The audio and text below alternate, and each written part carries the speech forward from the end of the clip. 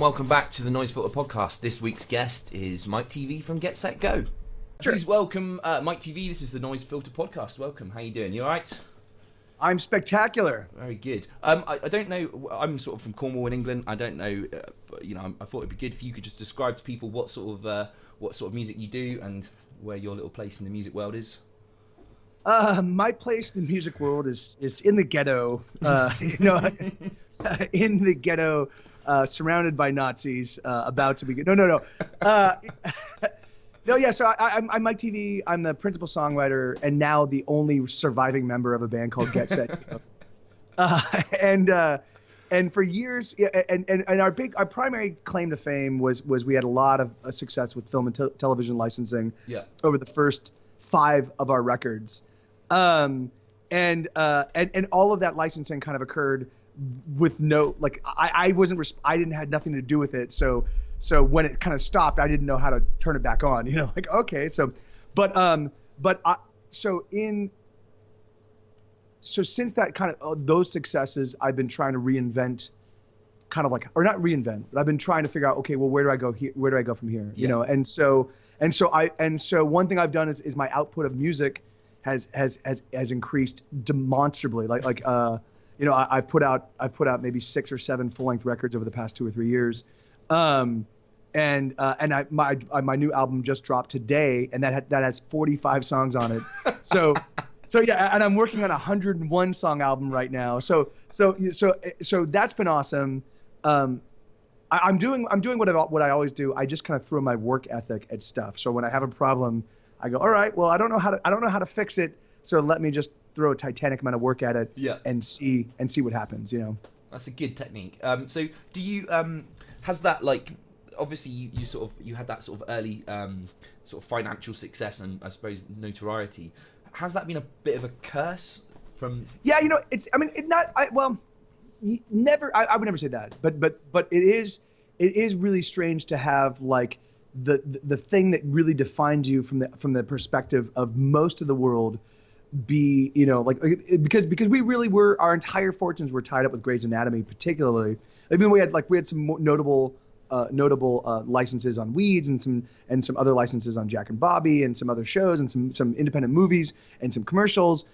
The real, like, the heart that where most people were first introduced to Get Set Go was through Grey's Anatomy. Yeah. And that's kind of how we have fans across the planet. And so to not be able, and there were lots of other bands that like Snow Patrol and Rilo Kiley, and, like, there were a lot of other bands that were kind of were really introduced to the world through Grey's Anatomy that managed to leverage that success. They went from selling 40 or 50,000 units to selling 500,000 units. Yeah. Because of their exposure on Grey's Anatomy. We never managed to make that hurdle. And was that the record label's fault? Was it our fault? Was it a combination? I don't know. And for me, I'm not someone that looks backwards. So which maybe I should be doing a little bit more of. But I was like, fuck it. The thing I realized, my job is to make music and to write songs, and then to perform those songs, and everything else is stuff I don't like to do, and I just refuse to. I mean, have I carved out a career trajectory for myself that's going to make it more difficult for me to make a living at it? Sure. But the thing is it going to give you a lot of soul satisfaction because I'm constantly writing new songs, constantly putting out new records? It's awesome for me. And at some point in time, even if it occurs when I'm dead, at some point in time, as long as I keep recording all this stuff and making it available, at some point someone's going to look at it and be like, oh my God, like, look how much this guy did over the course of his life, and that'll be awesome, So the thing is like, so for me, it's like I can do it. I can write these songs, I can put them out, and no one can tell me no. So I'm like, I'm gonna do it, Yeah.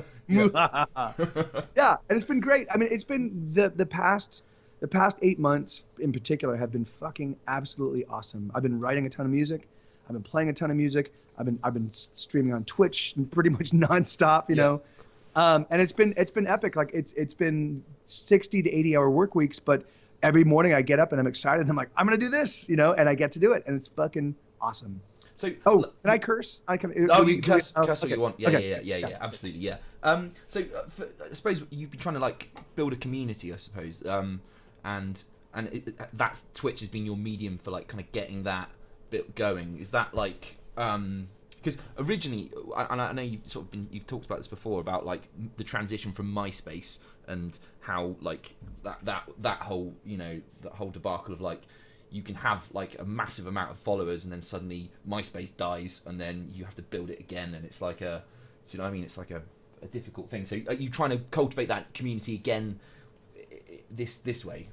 I certainly am, and I've definitely taken a few. Well, it's funny because I built a physical like with in the company of some friends, we built a scene on the east side of Los Angeles. Yeah. And it was a really thriving, amazing little community of people, and there were, at the high point of the scene, there would be 200 to 400 people in the club and 100 people out partying outside of the club, and it was every single Tuesday night, and then we eventually moved to the Friday nights, and it was an awesome thing, and so I took from that, I was like, okay, it's all about consistency. You have to do it all the time, and even if people aren't showing up, you just got to keep doing it, and eventually people will find it. And so I took that approach to MySpace, and so and I built up, and at our high point we had maybe 50, 60,000 friends, and I had a very engaged. I was writing daily blogs, and those blogs had a kind of it was a 3-paragraph format, and they were literally just to be silly, and they were just designed to make people laugh, and I had a real strong readership of that. And I was actively engaged. Whenever anybody would write to me, I would respond. And so I would spend 6 hours every single day, cultivating and shepherding my MySpace following. So when everybody migrated to Facebook, I was like, I felt betrayed. I was like, I can't, so I walked away. I just kind of gave up. I kind of gave up on everything. That was also our 4th record had come out, and it was not doing that well. And I really felt our record label had kind of hamstrung the release, and it was just I was just despondent. And so at the one moment where I really should have redoubled my efforts, and while I still had the ears of my MySpace people, I should have been like, all right guys, we're moving to Facebook, and I should have migrated everybody over, and I didn't, and so now that I'm doing the Twitch thing, I'm hyper aware that Twitch is probably not going to last forever. I mean, even Facebook is not going to last forever. So no. So the thing is like, so I need to, I need to be aware of that, and I need to be cultivating. I need to be building strong relationships with my community. That's the way I've always done. Yeah. And then also keep them primed for when we move. Like I need everybody to move with me. And so the thing is like, but I think that. I think that, I think, I think I'm not, right now, that's sort of like, for me, that's years down the road, right now, I'm still just trying to build a community. It's really like a sort of quite an interesting tale, isn't it? Because you at the height of MySpace, no one for a minute considered that would go away. No one considered like that would be something, and like you say, like Facebook could quite easily be succeeded by something else, and Twitch again will be maybe something that changes, and it's a real sort of concern, isn't it? Because like you as you say, you put all that time and effort into it, and it's like massively frustrating to think that it can sort of just change so quickly and so fickly. Yeah, and so the thing is, so that it's really funny. Like that for me is kind of like why, in fact, that's kind of why my whole focus has not been about, making the show look amazing and making the show like my whole focus has been the music, because the music I can take with me wherever I go, and the community, so for me, I really do. I try to, when people show up, I try to remember who they are. If I get to know their actual names, and they don't mind me using them, I prefer to use their because the thing is, because it is, I mean, there will be a point in time where I won't be able to do that. There will be a point in time when I'll have 300 or 400 people showing up in my stream, and that's probably not very long off. I just know that's the way things grow. Like if you do so, if I know I've been making music long enough, and I know that I've been doing, I do it well, It's not, and I'm not, I'm not amazing, but I do it well. Yeah. And my stuff does resonate with a certain kind of music listener. And so my thing is I just need to keep doing it so that those music listeners, the kind of people that will be attracted to my music, do show up. When they show up, here I am, and they fall in love with the music. At some point in time, there will be a moment where I'll have 300 or 400 people showing up, or more, and I won't be able to personally greet and engage and know the stories of. So right now, while it's in this, like I'm enjoying getting to know everybody and getting to get a glimpse into their lives and feeling like that it's for me. I've said this often in my stream. Like for me right now, it's like a house party, and I just happen to be the guy sitting on the couch playing the guitar, and I like the fact that everybody interacts with each other, and we all like it's so. And at some point in time, that will change. There will be so many people. Sue, sorry about that. My dog is messing with my Ethernet cable, which is not which is not good. So if I suddenly just disappear because he's bitten it, but yeah, so it's awesome. I mean, the thing is, and again, for me, it's kind of uncharted territory. I mean, there are people I mean, obviously there are people that have built awesome communities. I mean, of course, the one that I am most intimate with, and the one that I think is a fucking amazing model is obviously the Diamond Club. Yeah. But the thing is but for me, like what I do, like there's no one that I know that does, only original music, and does it in the way that I do. So I'm kind of like charting new territory, and that for me is fucking awesome. Like how cool that is that no one's done this in a way that I've become aware of it yet. I mean, I'm certain there probably are people that are doing it. It's just I'm not aware of it, and so I don't have any models I can like. I'm literally just out there going, all right, well, let's swim this direction and see if that's land, And who knows? Maybe it's a gigantic shark, many shark, I think you're right. Like the Diamond Club, like the sort of community-based thing that has come from that is for people that don't know, it's from a podcast that I watch and you watch, and like. That community is just unbelievable, isn't it? That's the dream for any creator, is to have that kind of like interaction and that back and forth and kind of, that kind of commitment from people that like it. And I suppose it's such a great mod. That is a good model to kind of emulate, isn't it? It's really it absolutely is, and I love because you're seeing the maturation of that. So what like when I first kind of became involved with Brian and Justin. With NSFW, like and I would tune in on occasion. I would see this like kind of like ardent. It was awesome. Like they would make a joke about something, and then people would start sending in photoshopped images of the joke they were just making, and I was like, that's amazing. Like it's real time. Like these like and that but now this community is sort of maturing, and so that's kind of stuff is also happening. But there's also like. The people like what you're doing right here, everybody is now kind of going, oh, I'm gonna go do my own thing. Yeah. But they're still affiliated with this community, and so it's like it's like the roots of a tree, like it's everything's kind of branching out, and there's lots of, but still that sense of camaraderie, that sense of fellowship is still there, and so yeah, it's amazing. Like it's just absolutely mind-blowingly amazing, and so.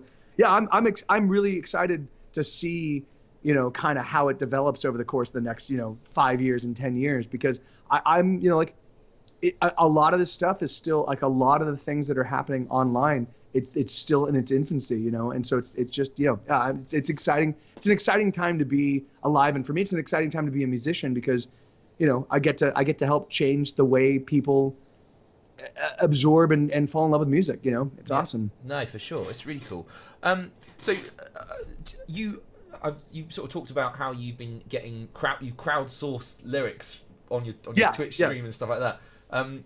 Is that like is that just something to include people, or is that like a sort of genuine sort of creativity tool? Is it something that you find is like, you sort of talked about making an album from those crowdsourced songs. Which is the plan. Once we have 10 songs, I'm gonna go and do full studio renditions of the songs, and I'm gonna bring them back to the band. I'm gonna bring them back to the chat. Yeah. Get everybody to sign off on them, and then we're gonna figure out what we're gonna call the band name. Yeah.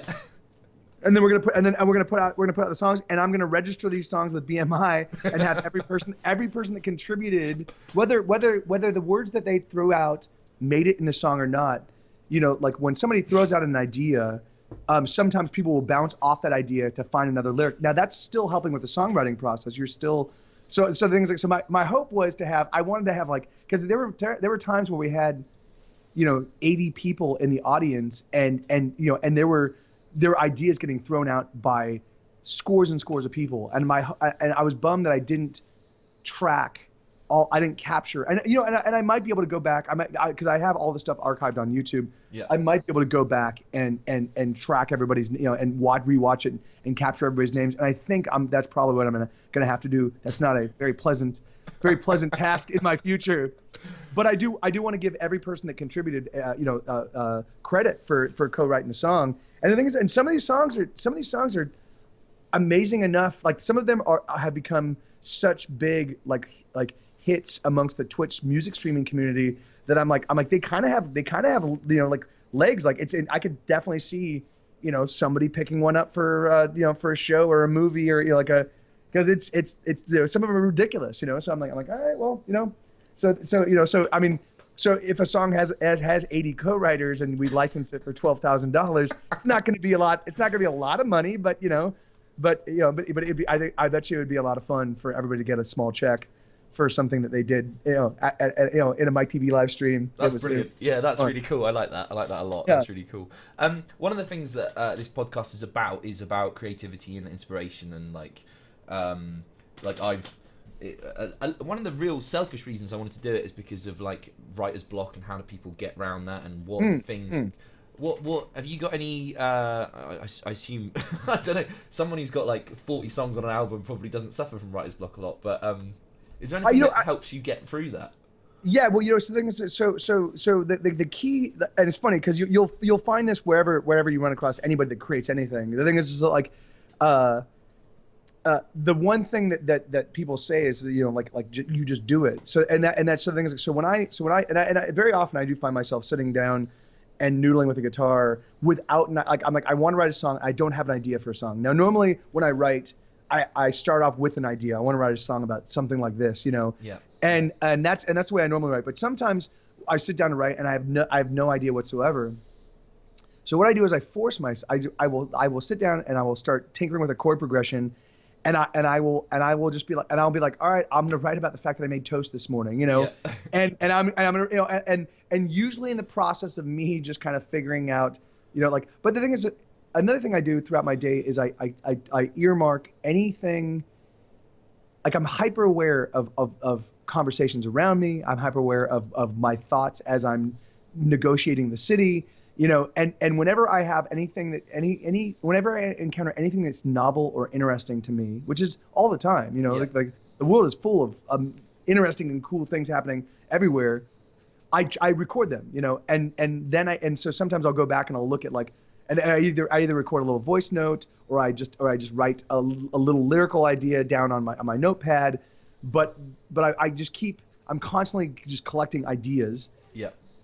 And then, you know, and then when, you know, and so what I'll do is I'll sit down and I'll just force myself to poop out like, if I'm really having a hard time writing a song, I will literally just force myself to I'll throw nonsense lyrics in, but I'll force myself to write a song from beginning to end, verse, chorus, maybe a bridge, you know, like, like, but I'll force myself to write it. Usually in the process of doing that, the gears start rolling.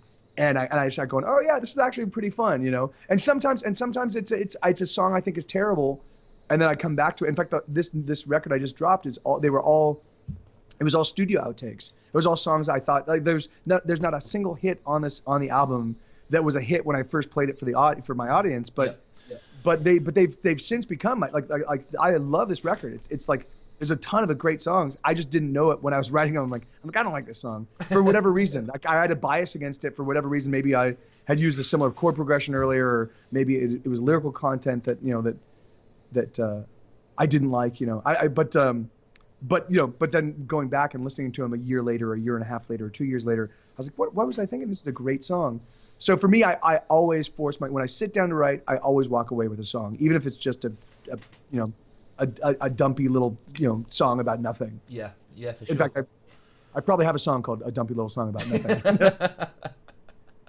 So, also, what sort of you've got a fairly good grasp on, I suppose, what is wrong with the music industry. What things have you experienced that were like, I suppose like those early days when you were is it syndicated or when you were selling your songs to shows and stuff like that? You probably experienced quite a lot of things that are.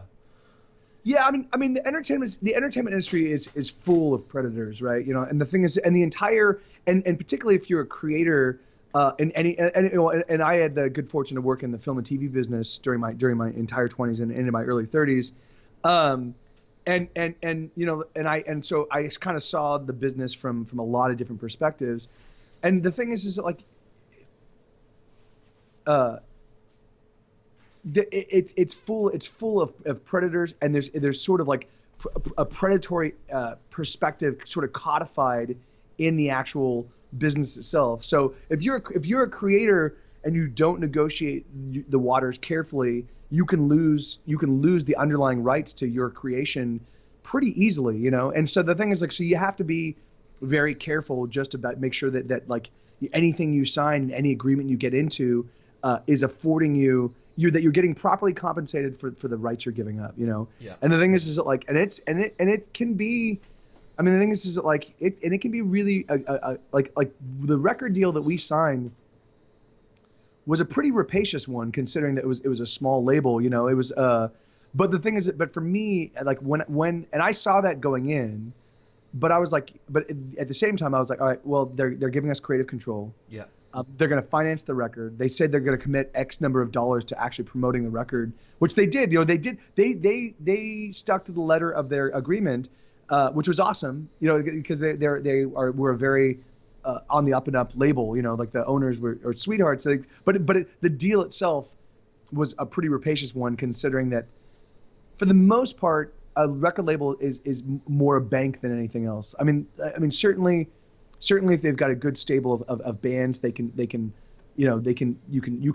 open up for one of their bands and get some exposure. So they've got publicists that work in the music world. But the thing is, a lot of that stuff, a lot of the things that a label used to bring to the table, like you don't need the record label to supply those things anymore. No, we've almost moved past that, haven't we, to a degree? Labels almost pick bands up that have already done all the work. In fact, that's exactly it. The thing is like basically the only time you want to talk to a record label is when you're selling 40,000 units and you want to sell 400,000, 500,000. Yeah. Because the thing is like, but you need to get to the point where you're selling 40,000 units on your own before they'll even talk to you. So and that's not 100% so. I mean, the thing is there are indie labels like Sub Pop and Merge and stuff like that will take chances on unknown artists if they really like their stuff, but the thing is that, but almost invariably, like a lot of the new acts that seem like they're unknowns, you end up going, oh, this is this guy from this band, yeah. Or this is like he it's there's always usually some connective tissue that allows them where you're like, oh, I see, this was not just an investment based on faith. It was an investment based on based on a number of different factors. Yeah. That. So the music industry sort of changed a lot, hasn't it? And I suppose, like with distribution management and streaming and albums being digital, it's kind of enabled. A lot of people I've spoke to have said really the source of revenue is more about live gigs. And has that kind of been true for you, or? Yeah, well, it's funny. Yeah, like now for me, the actual albums are sort of loss leaders. Yeah. They're my invitation to the table. The thing is, yeah. So right now, like the amazing thing is that Twitch just tips from playing live has become a substantial portion of my monthly income, which is amazing to me. Like that's it's that in and of itself is amazing, because the thing is, because I don't do the kind of things that a lot of the other music streamers do. I don't gate, like you can't like give a gigantic tip and move your song request to the top of the queue. The thing is, like I try to divorce the money from the actual, because I don't ever want somebody with no money to feel like they have that they don't have a seat at the table, or that they're somehow a lesser fan Yeah. from someone that has a lot of money. Like, so things like, so I try not to. I mean, occasionally someone gives a massive tip, or someone like, or if I didn't get tipped at all and someone tips, I'm like, you know what, I'm gonna give this guy like. But the thing is, it's usually at my discretion, and it's usually. I try to leave the money out of the art. I try to keep the money out of the art as much as I possibly can. I'm completely out of touch with how the whole Twitch thing works. So how does that work? Do people like load cash or something into their Twitch account and then can offer? So yes, so that is one way to do it. I don't. Well, I shouldn't be saying this because I'm an active supporter of Twitch, and I like what they do, but they have a pretty predatory, at least for an affiliate, which I am. I'm not a partner. Like they basically they charge like a dollar to get $1 worth of bits. To get $1 worth of bits, you have to pay $1.40. Right. So the thing is, like, so already you're paying a pretty hefty premium, just to have access to their in Twitch currency. And then every bit that you give to me, I only get 50% of that. So they get the other 50%. So the thing is, like, so basically they're getting, for every dime you want to give to a streamer that you like, they're getting 2 dimes. Right. Okay. And so for me that just feels a little disingenuous, or a little bit rapacious. Yeah. But the thing is like, but people, but at the same time, they have gamified the whole process. So if you give a lot of bits, you get new badges, and you get new badges particularly in that, I is it enough? For me, no, but and for me, I prefer that people just go through the PayPal, or some other thing, because it's just a small fee, and then the lion's share of the revenue goes to me. But again, like, the thing is that, like, for me, it doesn't whether people give or not. This is now we're getting into murky territory for me. Don't go anywhere you don't want to go. No. It's not that. This is the crux of my. This is what I'm trying to figure out for myself, and this is kind of like, this is something that's proving difficult for me to negotiate. I'm kind of doing it very carefully, because I know I obviously need money to survive. Yes, we all do. Yeah. At the same time, I want to be very careful that the way.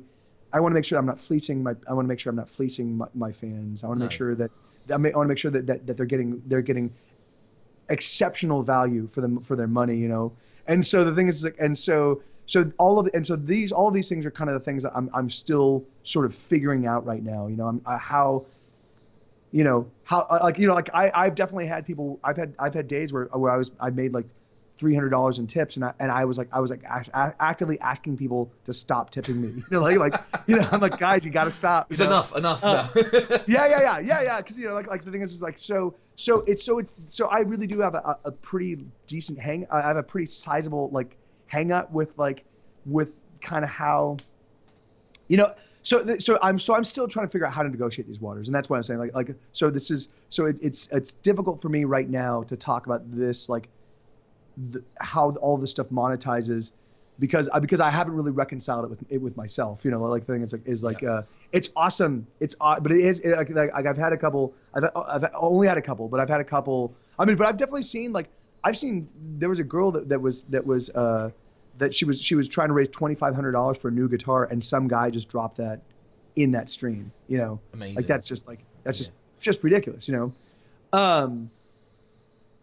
So the thing is, it definitely is. It's definitely the Wild West right now. Nice. Like how you monetize this stuff and how you make a living from it. And the thing is, I mean, it definitely helps to have boobs, and that's one thing I don't have. Yeah, but the thing is just like, but really truthfully, I am at such an advantage. Like I've had so many other advantages as a white seeming male, I'm willing to concede that. Like, you go be a really cute girl and get all the, that's awesome, mate. More power to you. Yeah, absolutely. It's amazing. I mean, like I from the band I play in, we're not anywhere near as savvy with any of this stuff. We basically go and gig every weekend and just just go through the rigmarole of loading in, loading out, do the performance, and it's just that, and that's our only real revenue. And I suppose we do a little bit of CD selling, but it's interesting. I find it really fascinating, like where music has gone is like it's really interesting to see the sort of progression or how people are doing it. It's really cool. Yeah, man. I mean, I love that you can make any kind of music. You can figure out sort of any sort of like model that you want to like you can really, I mean, the thing is, like, if you wanted to make a living as a musician now, you don't ever have to leave your house. You could be a total shut-in. Yeah. And still make a total decent living as a musician. That's amazing, But if you also want to do it the traditional way, if you want to put together an act, rehearse things up, and then just tour and just keep touring the country, you can still do that. Like, like if you want to just become local heroes and play, it's like no avenues have closed, and scores and scores of new avenues have opened up. And I think that's awesome. It's a really, really exciting time to be alive for me.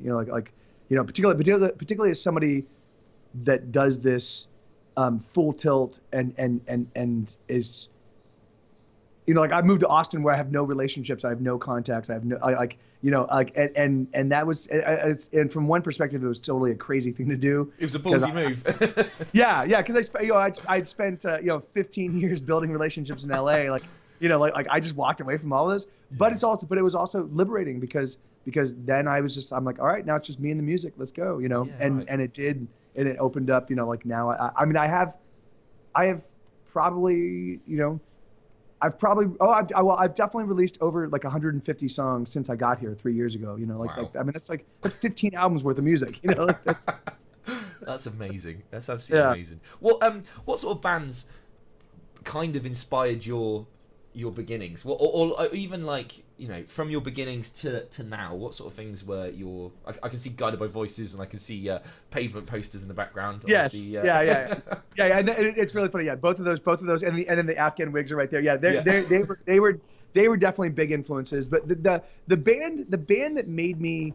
So I was in bands just out of high school. I grew up in the Palm Springs area, a place called Palm Desert, and it was an amazing little rock and roll community there where we would take generators out in the middle of the desert, and we would just go and we would put on these shows, and 200 or 300 kids would show up because there was nothing to do in the desert, and we would rock out. And we were part of that community. There was a point in time when it was our school had maybe 1,500 kids, and there were maybe 40 or 50 bands. Yeah. And it was just what you did. But rolling out to LA, I just realized I kind of lost my train of thought. What was I? We were talking about what sort of bands started your journey. Oh yes. Oh yeah. Yeah. Oh yeah. So that was in the late 80s, early 90s when I was like that. So it was Mudhoney and Nirvana and and all of the sort of the what became known as the grunge scene, but there's like Love Battery. I was more into the pop side of things, so it was like the Vaselines. Like I wasn't a big Melvins fan, but I love Mudhoney and I loved the Nirvana. I loved the more pop side of that whole. So I wasn't a big Pearl Jam guy, but I was a big but I think like Love Battery and Fluid guy, But really, the band, the band that like where I listened to it and I'm like, I want to do this, and because I hadn't really picked up a guitar. I first started noodling around with a guitar when I was 21. It was at 23 where I was. It was the very first Archers of Loaf record, and if you've never heard it, I like if you are aware of Pavement and and you can appreciate like kind of like noise pop. Yeah. I highly recommend, if you've never heard the Archers of Loaf, their very first record, the very first song on the very first record is called Web in Front, and it's just fucking, it was electric when I put it on, and I like. This has happened a couple times in my life where I put on a record. It happened with Nevermind. Yeah. I put on Nirvana's Nevermind. I like usually what I do when I listen to an album for the very first time is I'll put it on. I'll just go sit on the couch or I'll go sit in a chair and I'll just listen. I won't do anything else. I'll just listen. And so I was going to go do that with Nevermind, and I didn't even make it to the couch. I just stood there, just like with my jaw, like, what the fuck is this? Is amazing, you know. And I did the same thing with the Archers of Loaf, but I didn't even get past the first song. I listened to the first song and I'm like, this is fucking amazing, and I just kept restarting it and jumping around the house. You're like, this is fucking amazing. And then the rest of that album is like sort of like an every other song is fucking pure gold. Yeah. And I really love the whole record, but every other song is just fucking is magical, you know. And yeah, and so that was the album where I'm like, all right, guys. So I called up my old bandmates from the desert who were living all kind of all over California, and I'm like, guys, let's form a band. I'm running a lockout, and let's form a band. And they agreed, and they moved. They, you know, like yeah, it was crazy, and it was awesome. So that was the beginning of Vermicious K. But since that point in time, I mean, when our rock and roll scene kind of got up and running, when like my primary influence at that point in time was all of the other musicians in the scene, and it was the guys from the band Arlo and the guys from a band called the Holliston Stops. Unfortunately, the Holliston Stops never really put out an album that was they didn't ever sign a record deal and put out an album, which is one of the big tragedies of the early days of the scene, because they were fucking absolutely mind-blowing. They, like, from a sheer musicianship standpoint, they were the best band in the scene, you know. But two of their members joined the band Arlo, and so those guys still kind of survived in the scene, but they became kind of like a super group, you know, of the early days of the scene. Yeah. And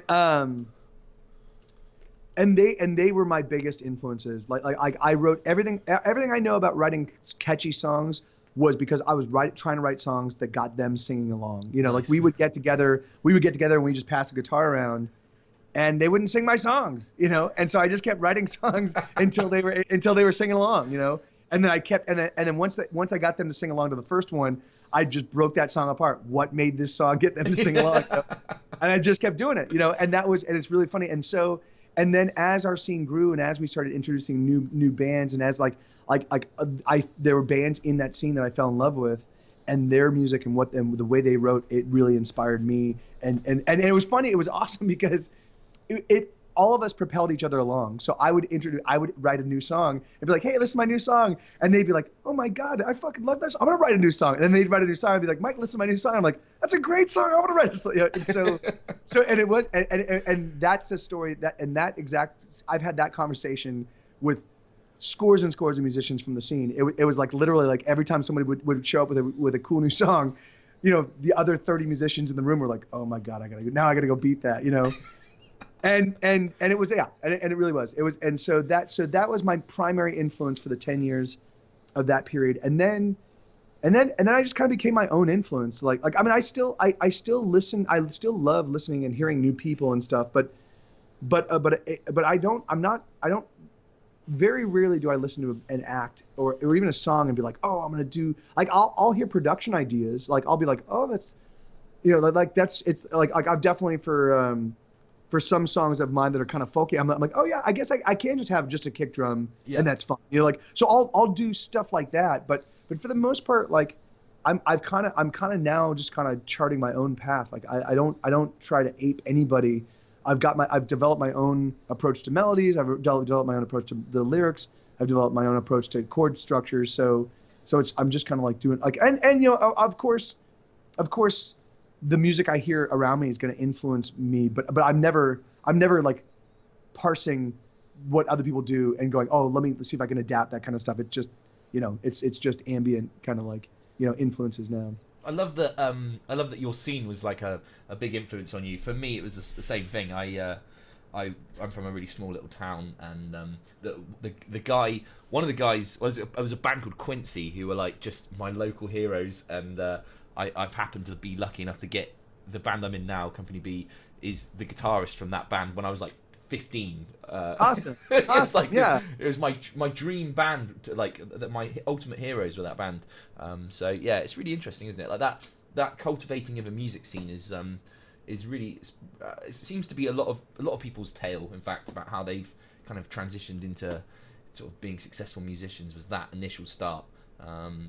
What? Yeah, in fact, oh, good. No, sorry, go on. No, I was gonna say, yeah. It's funny because because our community was electric, and it really felt like, oh my God, we're the next like Seattle like grunge like. But the thing is that like, but it's funny, like as we started touring and as we were kind of talking to people, it turns out that every city had that, had their community of bands and had their like their all for one for all kind of rock and roll things, and they had their stars, and I'm like, oh yeah, it wasn't just us, It's No. like it happens wherever musicians are, Yeah. we all think find we've got the next thing, don't we? yeah, and I think and for my money, that's the sad thing. It's sad that commercial radio is not aware of that, or if they are, that they're not like. It's sad that they're not actively seeking out talent in their towns and finding ways to blow them up in their local, because it's like you no longer have a Chicago sound, you no longer have the Miami sound, you no longer have the like the LA surf sound, like you don't have that anymore. It's No. it's just homogenized, and it's sad because it's still there, it's still existing. There's still these communities, there's still these 6 or 7 amazing bands that are all hanging out together and influencing each other and coming up with new and creative stuff. It's just, it's maybe a handful of them break out and start doing stuff, but for the most part, it goes ignored, and it ends up petering out. It's very sad. Yeah, for sure. Yeah, I in fact, like the last few people I've spoke to, we've all had like quite similar sort of feelings about how things that would make our little music scene better. For us, it's like Cornwall. I don't know if you know what Cornwall even is, but Cornwall's like the tail. Yeah, it's the tail end of England, and it's like really desolate. Isn't it Wales? No. It's down to the bottom left, so it's like the little leg that comes off, and it's it's kind of like a small. We're on something like this, the poorest, one of the poorest charts of Europe and stuff like that. But it's a beautiful place, and it's kind of there's lots of things that are like right with it, and lots of things that are wrong with it, and it's a really interesting little scene. And for us, it's kind of like people. For my band, it's been really cool because we can kind of like we can play all of that area, and it's really easy. It's quite local for us to do it, but many acts don't come down this way, so we don't get we don't get a lot of the bigger bands. So people are happy to kind of see some good local music and stuff. So it's it's really interesting. And that's awesome. And and the funny thing is, like for my money, like that's like the only time that stuff, like that's the thing is like if your expectations do not outgrow the reality, like you can like it's possible for my money, like that's the thing that drove me nuts about like our community was like, I'm like, guys, we could keep this going forever. Like as we're getting older, we're now into this 8 years. I still like, you guys are still great friends of mine. I still want to hang out with you all the time. I like we don't just because we lose a venue, just because some bands peel off, it doesn't mean that this thing has to go away, But it does take cultivation, it does take effort, and it does take like everybody sort of like like every year, like you sign a new contract, like all right, we're gonna keep doing this, and that was the thing is like and unfortunately I didn't know that at the time, so I wasn't able to because I was basically the cheerleader. Like that's all I was. I wasn't a great promoter. I wasn't. But the one thing is, I love the bands. I love the bands in the scene, and I demanded that everybody else love the bands. Like if you're going to be part of the scene, you got to show up and you got to fall in love and you got to be right up in front, right with me, singing and cheering and that's how you get a show, And that carried us along for 8. And it's funny for me, like I'll bet you I probably could have sustained it. What happened was Get Set Go was doing pretty well, and we needed a tour, and we needed to just do a lot of stuff. And because I hadn't cultivated the relationships where I could hire people to do all that stuff for me. I had to do all our booking. I had to do all the, and so what happened was, at some point in time, I had to treat Get Set Go became my job, and not being impresario of the scene. Yeah. And it's sad. I wish I could have. I wish I could go back and talk to my old self and be like, hey man, this is find somebody to do your booking, find somebody to do all the stuff that you don't really want to do. Yeah. Rather than, do the things you do well. Be the impresario, be the guy that's saying, hey, all for one for all. Yeah. Be the guy right in front of the bands, showing everybody this is how you be a crazy awesome fan. because the thing is because when the scene completely goes, it's going to be really tough to get back, you know? Yeah. And the thing is, and I just didn't, you know, like I didn't, you know, yeah, it's you know, it's hard, I isn't learned, it? It's hard. I mean, yeah. you can't do everything, can you? And I suppose, Yeah. like, yeah. One of the things I often find with people is that, like, the best music people are people that are fans of music and have. Like, I'm a massive obsessive fan about the things that I love. I am obsessive, you know, and I love it. And you sort of find that, you know, and that's a good sign of somebody, isn't it? If they make music but love other people. I mean, I there's bands that I like followed for almost all my life, and like I love that, and that you see that in other people, don't you? You see that like other professional musicians. Yeah, it's a good thing. It's a good quality. In fact, that was like one of the. It's funny because there is or at least amongst my friends as musicians, kind of coming up, there was initially like this. There was this. And I totally get this, and sometimes I too sort of feel this, but there's this tendency to like look at other musicians as competition, and to be sort of resentful of the success of the people of your peers, you know. Yeah. And instead, and so what we did instead is we kind of like by maintaining that all for one for all perspective, and like everybody's included, and you gotta fall in love with the scene before you can play it, you can be a part of the scene, you know, kind of thing. What it did is it when somebody succeeded, it like we cheered them on because we're like, that's awesome, and you know, and we would, and anybody like we would, and if we were doing well, we'd try to give back, you know. We were like, all right, well, why don't we take you on tour with us? Why don't we do, you know? And so it became so rather than kind of falling into the jealousy kind of thing, it was more, you know, celebratory and more camaraderie based, you know. But the thing is, but it was that just making sure that like it's a full-time job, you know, like you can very quickly fall into that, like, oh, why did they have this kind of success and we don't, you know, like, particularly. Oh, go ahead. So I said it last podcast I was on, and it's like talent doesn't fear talent, and I don't know whether I picked that up from something, you know, like I can't remember where that little saying came from, but like that really sort of stuck with me, and you know, like this, everyone, by people being successful, it kind of drags everybody else up, you know. It's like there's no should be no reason to like be jealous really, but it's a natural quality, isn't it? You know, we all get that feeling of like, oh, why weren't we there at that point? But you know, I think it's yeah, well, you know, in fact, and that's one of the great things for me as a songwriter. Like the thing is like I'm like, okay, you know what? Actually, my trajectory is exactly right. Yeah. For me, like the thing is because I'm writing songs about my life, and I'm 100% certain that there are people, whether they're musicians or whether they're other artists, or whether they're just people trying to create something that, you know, maybe they're just trying to build a business. There's going to be other people that are going through a very similar thing, and they're not hearing music that speaks to them and resonates with them about their struggles, and my music might find its way to their ears, and they might be like, fuck, this is exactly what I need, you know? Yeah. So the thing is, so me writing about my life and the trajectory it's taken, it's always a good thing, you know, because the thing is, because there's going to be people that have a shared, you know, have a shared experience, you know? And so things, so once I kind of came to that, once I kind of reconciled that, I'm like, yeah, you know, like, man, like it's fine. I mean, for me, I like to stay in my place, you know, I'd like to be able to eat, you know, and like, yeah.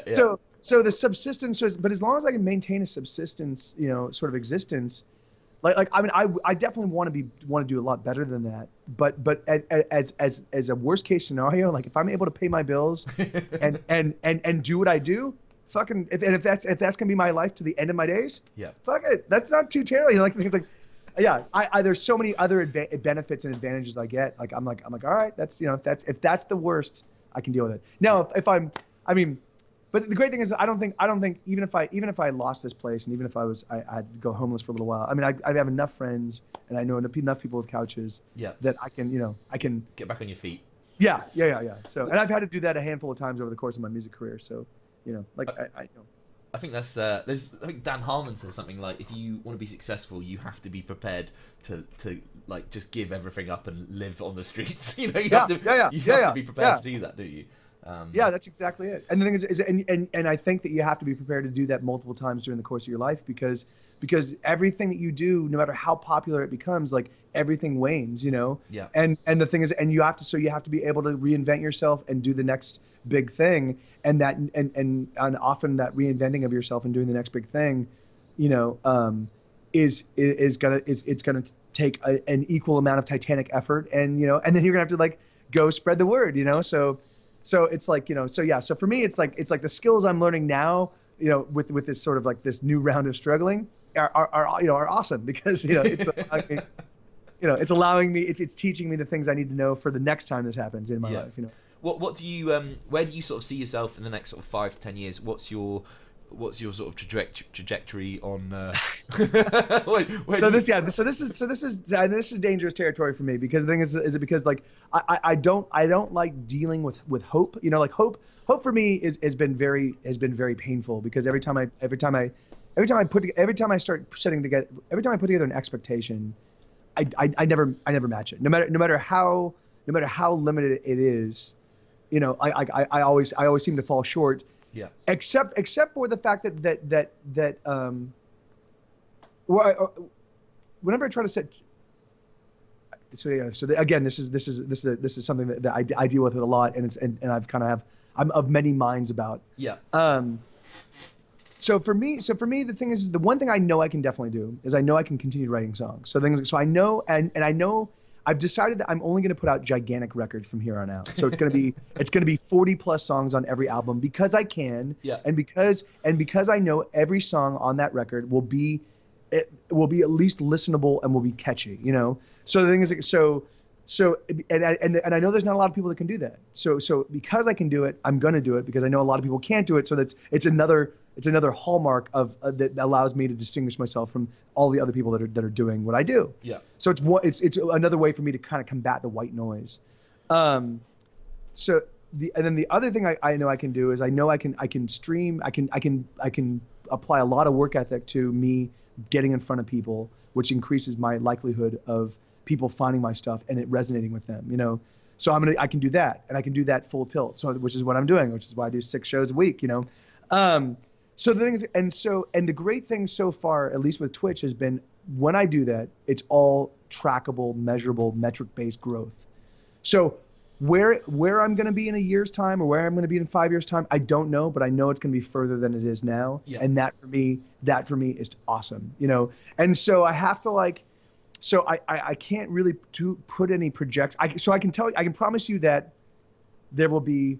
In 5 years, there'll probably be about 10 albums, and there probably will be 500 songs. You know, like in those 5 years, you'll probably get, you know, in 10 years you'll probably get, you know, 500 to 700 songs from me. You know, as long as I survive. You know. Yeah. And that'll be crazy. I mean, it's like I'm in the process of creating a catalog of music that's so vast that no one person will even be able to really get through it. You know, I think it's like, you know, it's like, and I'm like, all right, that's cool. You know, like, I think it's like, you know, and my hope is that at some point in time in my near future, and this is a ridiculous pie in the sky, like, but like, this is my I don't mind dealing with ridiculous hopes, you know, because I know they're silly, but like, it'd be awesome if people were like rock and roll scholars were like, yeah, I'm doing my dissertation on Mike TV's entire, you know, his entire oeuvre, you know, like, you know, and it's a 10-year long process because it's, you know, like, I mean that for me is kind of the kind of stuff I'd like to be like, I would like to throw that out and have it actually be a viable, like, you know, like possibility, you know. So the thing is, so that's what I'm doing. I'm just throwing a titanic amount of work because I've got the work ethic and I love doing it. Like that's the great thing is like I love doing it. It's just so much fun. Do you in recording? Sorry to interrupt you. Do you on recording? No, do you play everything? how does recording work for you? So it used to be that when I had bandmates, you know, I would basically bring them the song, acoustic guitars and vocals, and maybe I write little lead lines, like, or little, like, I'm a big melody guy. So when I write a song and I hear other melodies that work inside the song, I will implement those, just be like, and this is kind of what I'm hearing, you know. So sometimes Eric, my viola player, would take over those melodies. Sometimes I'd play them on the piano. Sometimes I'd play them on guitar. Sometimes we'd sing them, you know. But usually I would come with sort of like, this is the song from a melodic perspective. You guys do with it what you will, and then if somebody came up with parts that were that I thought intruded upon the idea of the song, then I'd be like, okay, we need to adjust this. But otherwise, they would do their contributions, and that would be the song. But now that I no longer have them, yeah, I've been doing everything, and so I'm not a drummer. So what I've been doing is I've been building my drum beats.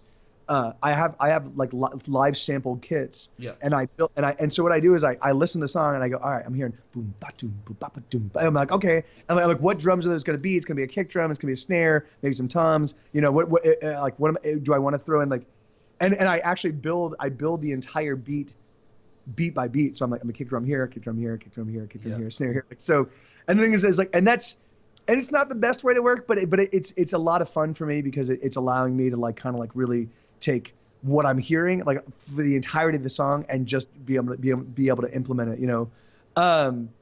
And so yeah, and then so since The Pleasure of Being Sad, which was album 7, so I've released 6 records since then, 6 Get Set Go records since then. Yeah. Like since The Pleasure of Being Sad, everything you hear on the album is me. Awesome. Oh, is it? Yeah. Do you think that?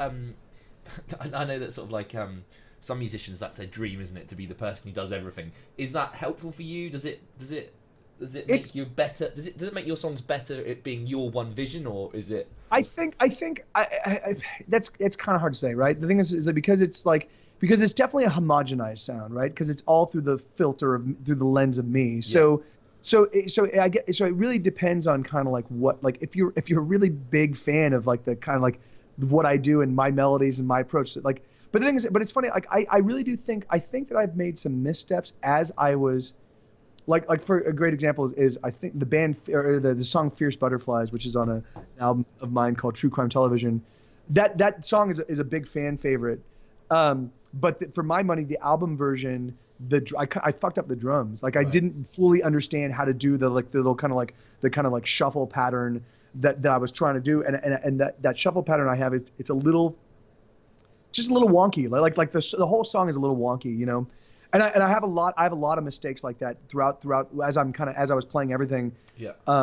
But for me, I don't mind it because it's like, because what I'm doing is I'm giving everybody an actual record of this is me learning. Yeah. And here it is. And the thing is, like, and I know the songwriting is strong. And so maybe I do a rendition of a song that is not everybody's favorite. But the thing is, but that's not the only rendition of that song there will ever be, you know. And so the thing is, what I'm doing right now, I'm working on this 101 song album, and it's just the Mike TV Live approach. So it's just basically acoustic guitar and one vocal. Yeah. And I'm playing it exactly the way I do in the stream because people have asked for that. And they're like, man, you know what? Like, I like the album version, but I really prefer when it's just you and an acoustic guitar. And I'm like, and I heard that, and I'm like, hey, that's not a bad idea. Maybe I'll go and take all of the songs that get requested a lot, and I'll just do a Mike TV Live approach to it and put out a 101 song record. So that's my next project I'm working on, and that's, you know, so it's great. So I get to reinterpret my own stuff. So I'm not worried about if I do make a misstep or if I do, you know, or if there is a really homogenized sound, because at some point in time I'll bring bandmates back in and we're going to reinterpret these songs and we're going to come up with a completely different take on them. And, you know, and then that will be awesome. And a new, I think for my money, a revivification of that song, you know? Yeah. Have you, I'm just thinking of one of my own stories, but have you got any favorite gig stories that you're that make you chuckle? Yeah, I mean, scores and scores and scores of them. But the thing is that it would have to be, like, I guess it would have to be kind of like from a contextual thing, like you know, like the thing is like usually the way I remember those is somebody. So here, tell your story, and then I'll be like, oh yeah, that reminds me of this story, you know, like because it is like I played every week, at least once a week, but very often 2 or 3 or 4, sometimes 5 times a week, for 8 years. Yeah. So it's been a long time. Like, yeah, it's been like 1,500, almost 2,000 shows over the course of the, you know, like, So yeah. Okay, well, we had a festival gig at a place called, I think the festival was called something like the Sausage Festival. Yeah. Awesome. And it was like a 6-hour drive to get there. So we left in the morning, and we had like an hour or two of buffer time, but we got on the motorway and basically just stopped traffic, and everyone was getting out of the cars. It was like no movement. And we're like counting the clock, and it's watching like like the time's running down. And we're thinking we're not going to make it. So there's like an hour left, half an hour left, and we have to like ring up and say, look, we're really, really sorry. We might not get there, but if we do, it's going to be late. So they were like, that's fine, just keep coming. So we got there, and after this like 6-hour journey, we got there, and they were like, right, it's stage time, go. So we got up, and they cut our set, like our hour set, down to like about half an hour, no. 40 minutes or whatever. So we just spent 6 hours in the car for this like tiny little live gig, and then it was 6 hours drive home. Yeah, so that was good. That was good fun. Yeah. I do have a festival. We played a couple festivals, but we only did one big festival, and it was, we were opening up for the main act was Stained. Oh wow, okay. And then the next supporting, like the next big act was Trapped, but it was with like it was with like bands like Switchfoot, and we were literally, like, we had no business being on that bill. No. No business at all. But at this point in time, this is when we were a full punk rock band. Like we were like, and it was we were touring on our very first record, and we had and our drummer Amy, she's the most in the pocket, hardest hitting drummer I've ever seen in my entire life. She now drums for Fiona Apple. She's just she's world class, Yeah. And so we had Amy on the drums, and then my buddy Pat, who is a like ridiculously phenomenal guitar player, who at this time was going by the name Dr. Moto. And so Dr. Moto is on the bass, and then it's me on the guitar. We're like a little pop punk 3-piece. And we're playing in this bill, and there's maybe about 2,500 people, 1,500 people. Like it was the most sizable crowd we had played to at that point in time. Yeah. But the stadium wasn't filled yet, So because it eventually got to like 15,000 people. But so and we were on like maybe like 4 o'clock or 4:30 or something like that. So so we step out on stage, and I go, hey guys, we're a pop band from Los Angeles, California, Well, it turns out that in Little Rock, Arkansas, calling yourself a pop band is like no bueno. So the thing is, like, so people are literally flipping us off, and like they're getting like more and more angry. Now we're literally playing these ferocious little fucking punk rock songs, and they're catchy, and they're definitely like it's like, it's Get Set Go lyrics. It's like, if you're paying attention at all, you're hearing shit like that's probably like, it's like it's about abusive relationships, and it's about like it's about like hooking up with girls that you don't know their actual age, like it's it's like it's the kind of stuff that you'd think that a crowd of people, a rowdy, like, we want rock and roll people would get into. But the thing is, they're just getting more and more kind of incensed, and like they're like, fuck you guys, and I'm like, and so I look back at Amy, and I look over at Pat, and I'm like, all right guys, let's close out with What I Love About You. And What I Love About You is our ode to the vagina, and it opens with I love your vagina, and so this whole crowd, like, they're just fucking, we fucking hate you, and I start that up, and it starts with just me, clean guitar, and I go, I love you vagina, and we all kick in, and the entire place just erupts like, yes, and they're just like, this is the greatest song ever, and it's literally, it was, you could not have been a more like immediate and visceral and like mind-blowing turnaround from people that were like, fuck you, man, to like, yes, this is the greatest, and I'm like, are you fucking? Of course. That's that's like, the thing is, if you guys had been paying attention at all, you would have found that like there are other lyrics like this that were in the music before, but nope, yeah. So that it was really funny. Like that song like totally transformed our transformed. But it's funny though. Like the next day we actually stayed in Little Rock, and we did their morning show the very next day, and their morning like their morning sort of shock jock was this guy named Boner, and he loved that song, and so he kept playing it. I think it actually got him into some trouble because but he kept playing on the station, and people called in that next day and they're like, fucking pop band, and I was like, guys, like we're a punk rock band, but but pop, like pop in California means catchy, hook based. Yeah. So I was saying we're a hook based, catchy, like, but but you can just listen to our music and tell it's punk rock, like. So the fact that you guys got like, but it was so we had this long, like, we just kept receiving angry call after angry call. What the fuck was a pop band doing on a rock bill? And I'm like, just listen. Use your ears. Use your fucking ears, for Christ's sakes. Like, Jesus. Yeah. Yeah. That's brilliant. That's brilliant. Oh, that's great. All right, Mike. Well, I'm gonna wrap things up. But sure. What things would you like to promote? What things can people? How can people support you? I'll put some links on the bottom. But Awesome. Yeah. So if you want to hear the new music, I've got a new record out. It just dropped today, September 22nd. It's called "This Is Why We Can't Have Nice Things." It's 45 songs. I think it's a great record. And then there's if you want to listen to the recorded stuff, that's where you can go. If you want to catch live stuff, I stream. I stream at different times during the day, but I stream under the Twitch handle Mike TV Live.